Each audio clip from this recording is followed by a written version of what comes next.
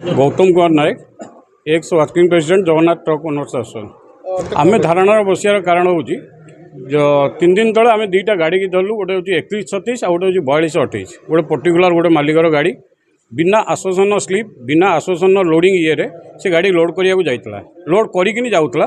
आम से टाइम धरलु। धरला बेले आम जांच कला देखिलु तार संपूर्ण डुप्लिकेट तार कौन से रसीदर ओरिजिनल ना आश्वासन कि कौन जिनस डॉक्यूमेंट तापारे ना। आम से गाड़ी की धरला आम सभापति की जनइलु। सभापति कहले आम प्रति कार्यानुष्ठान ग्रहण करूँ कि सभापति कार्यानुष्ठान ग्रहण कले। दुईटा गाड़ी गोटे मालिक को ग्रहण कले आउ गोटे मालिक कले। तापर आमर गोटे दाबी आम आगुरी भी कही लिखी देलु 4 मास तले। आमर मेन पॉइंट हूँ एवं दिगत वर्षे है प्राय 40 ରୁ 50 मालिक से बारंबार ये सब धंदा करुँच। ट्रिप चालाणर ये करूना आसन कौन से रेकर्ड रखुना। आपंकर स्लीप आम पेमेंट देले 15 दिन पर पेमेंट पाचु किंतु किसी मालिक अच्छा आज पेमेंट चालाण देले काली पेमेंट पाइबे। आउ कि अच्छा टायर जब आमर अल्प किसी बाकी रोचे आम आकाउंट कटा हो किंतु लक्ष लक्ष टଙ୍କା बाकी प्राय वर्ष वर्ष है पड़ी रही से प्रति कौन व्यवस्था ना।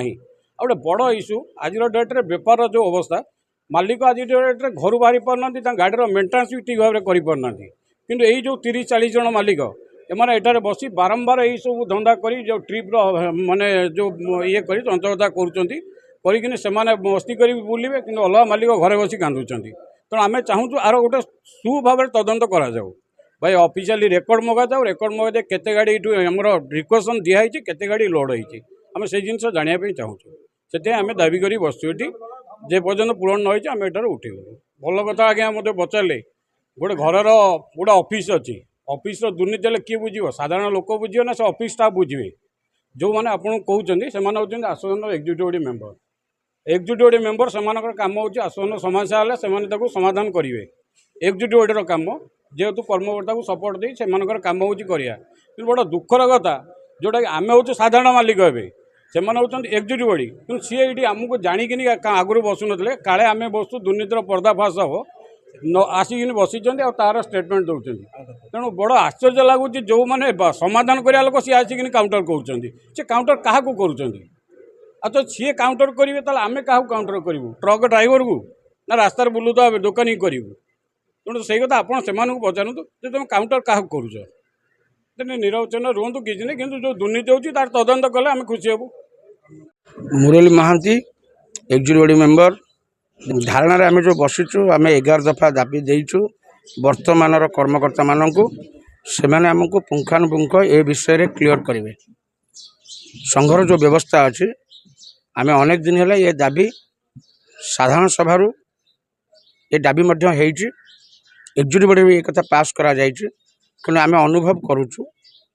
अवश्य संघर कर्मकर्ता माने वर्तमान जिप्सम एवं अन्य कार्यक्रम व्यस्त रही ए कथा करि ना कि आम चाहूँ ये कथा को तुरंत समाधान करने आम आमर 11 दफा दाबी जनईचु।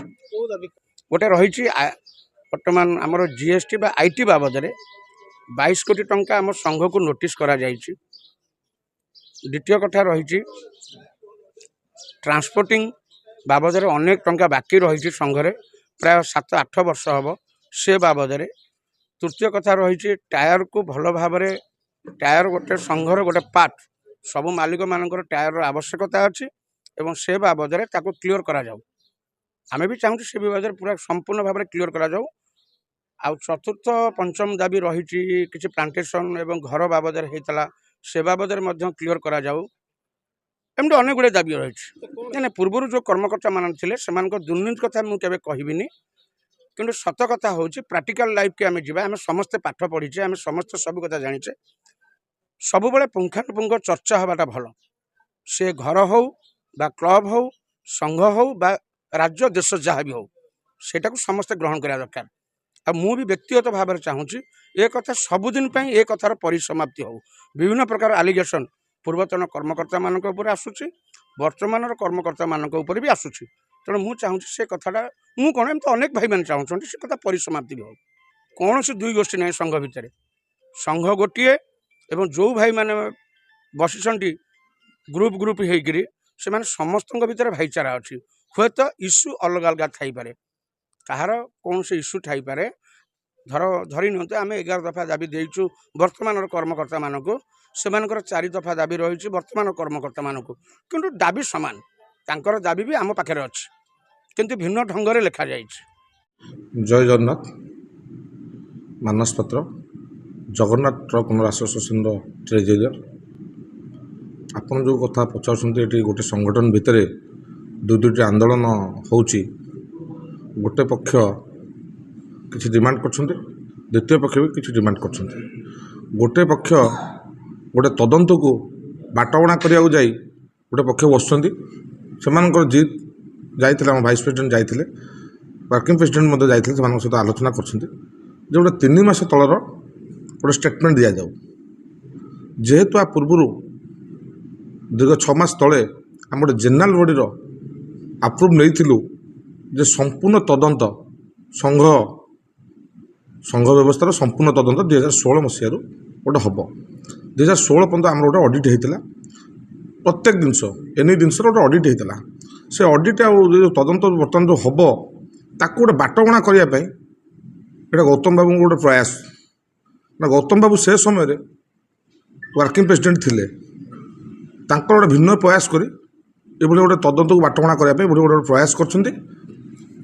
ଗୌତମ ବାବୁ ଯେଉଁ କଥା କହୁଛନ୍ତି, ଗୋଟେ ମାଲିକର 2ଟି ଗାଡ଼ି, ଗୋଟେ ମାଲିକାନାରେ 2ଟି ଗାଡ଼ି, 3136, 4228, ଏ 2ଟି ଗାଡ଼ି ଗୋଟେ ମାଲିକାନାରେ, କିନ୍ତୁ ତାଙ୍କ ଘରେ 2ଟି ମେମ୍ବର।